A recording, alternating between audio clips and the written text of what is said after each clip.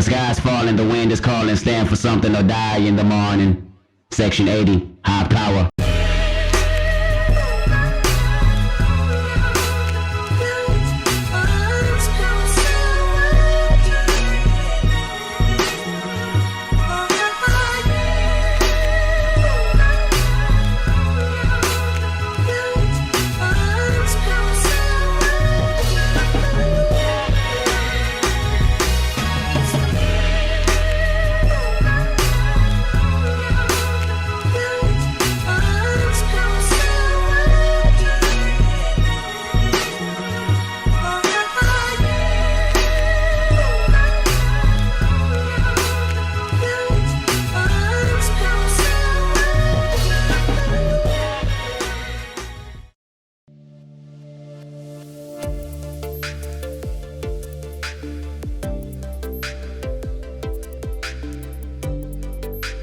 My name is Ella Fisher and I am a sophomore.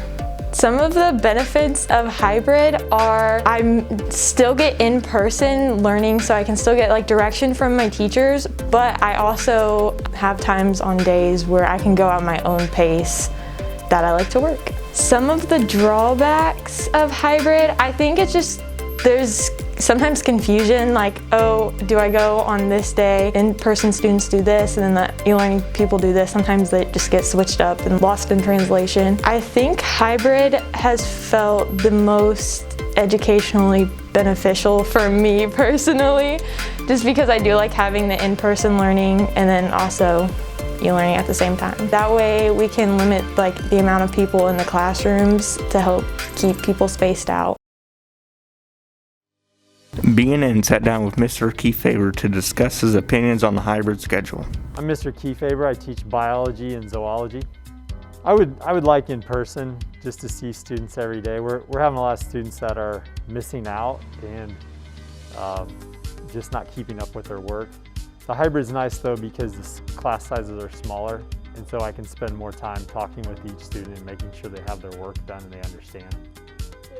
Hybrid is easier than e-learning because I get to check in with students in person.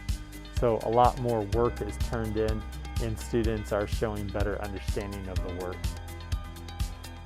The methods I use to teach online, I use that more for the e-learning. I use that for them to do some of the things they would have traditionally done with homework, but add a little bit more to it.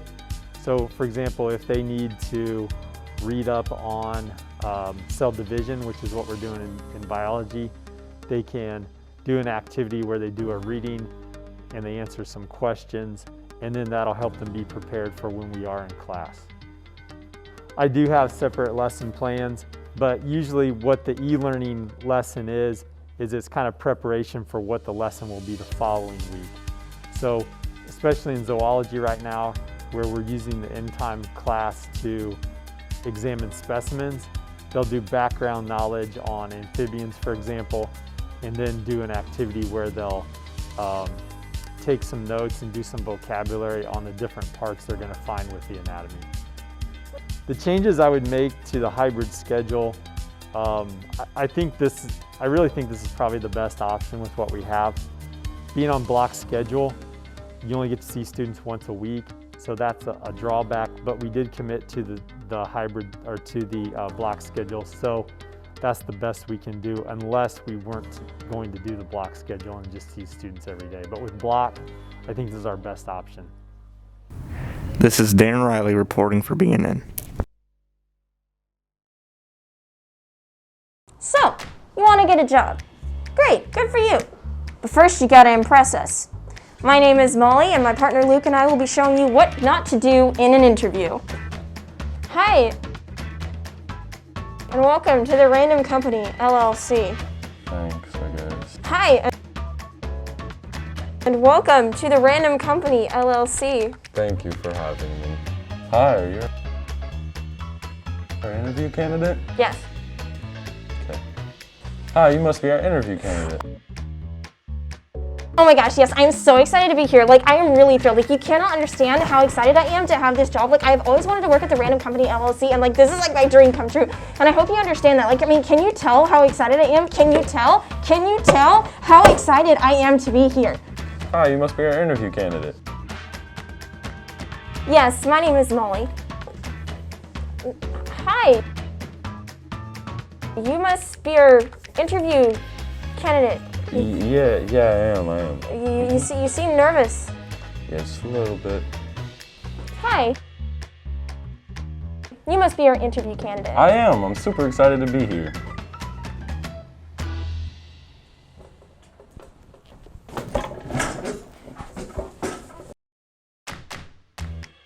Oh, hi. You must be here for the interview. I am. The interview started at 8:30. What time is it? 9:30. Sorry, I didn't mean to do that. Hi, I know my interview started at 9:30, but I figured I'd get here a little bit early. Well, we appreciate that. Thank you. Hi. Hi. Are you ready for your interview? Probably. I guess. Hi, and welcome to the Random Company LLC. We're very proud of our recent sales and very proud of the things that we've been doing in the company recently to grow our brand. Wow.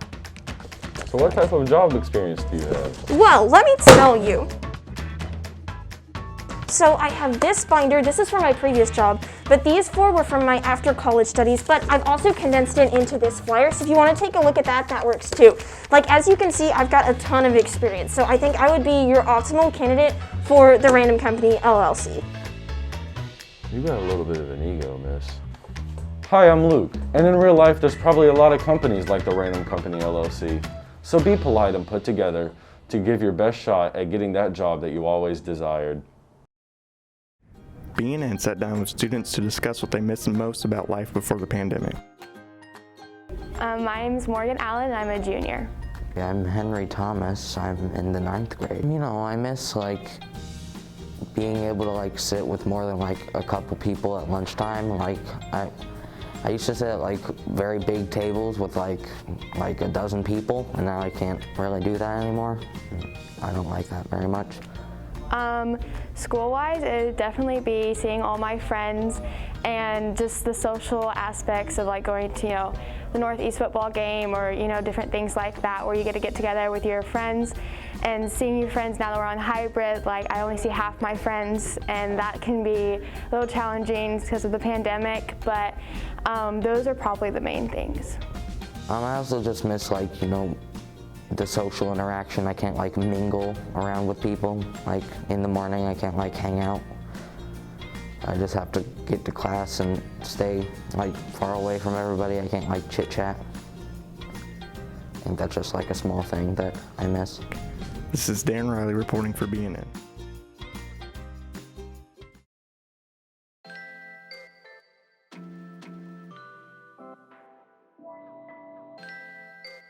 My name's Sarik Tong and I'm a senior at Columbus North. Unfortunately, we're probably not going to have an indoor track season because that's too much of a risk for COVID. Well, for us it's going to be, probably the athletes won't notice as much as the coaches will, in terms of like the coaches prepping for events, keeping kids spread out. COVID's going to have us really spread out. We're not going to be able to probably get out and yell as much as we used to and cheer each other on. But I think the kids have adapted so much over the past 6 months that I think they're going to make it like normal. Students are just going to be really resilient to what's going on around them. So in terms of events, I don't think it'll impact us that much. My personal goals are to try and get a sub 520 for my mile, and for my 800 I want to make the 4x8 state team, and I want to make sure that, you know, our entire group does really well and maybe make it to state. Yeah, so when we set up our year, our biggest goals for the team every year are conference, trying to win our conference meet, which is a big one against Bloomington North and South and the Terre Haute schools. And then we're trying to win the sectional. That's our biggest, couple of regular season into the tournament. And then of course, yearly our biggest goals are trying to qualify individuals for state, trying to score points at the state meet. So keeping students motivated, that's the toughest job for any coach. For us, I think that the neat thing about track is there's something for everybody. There's 16 events. So you kind of come in every day knowing that like my place matters.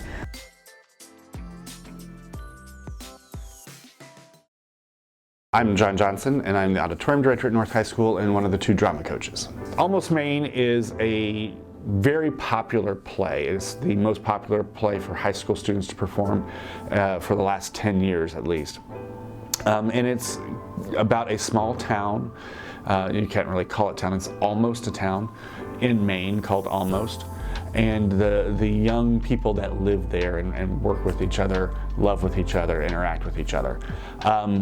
One of the things, each of the scenes is its own separate play. It's about people connecting or disconnecting, strangers that meet and form an instant bond and connection.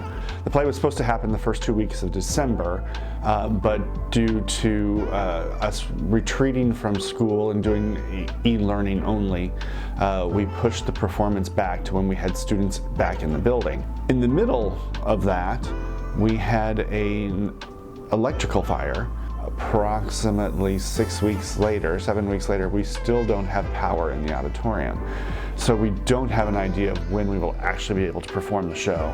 We'll also be limiting the amount of people in the audience. Current COVID restrictions have us at 25% capacity. We have 2 different casts following our COVID protocol. We have a blue cast and a white cast, and the 2 casts aren't rehearsing together, they're not seeing each other, but every role has 2 people playing it, and this is a show for actors. And they are just rising to the occasion, and I can't wait for people to see it because they're going to just sort of be gobsmacked by the show. It's going to be incredible.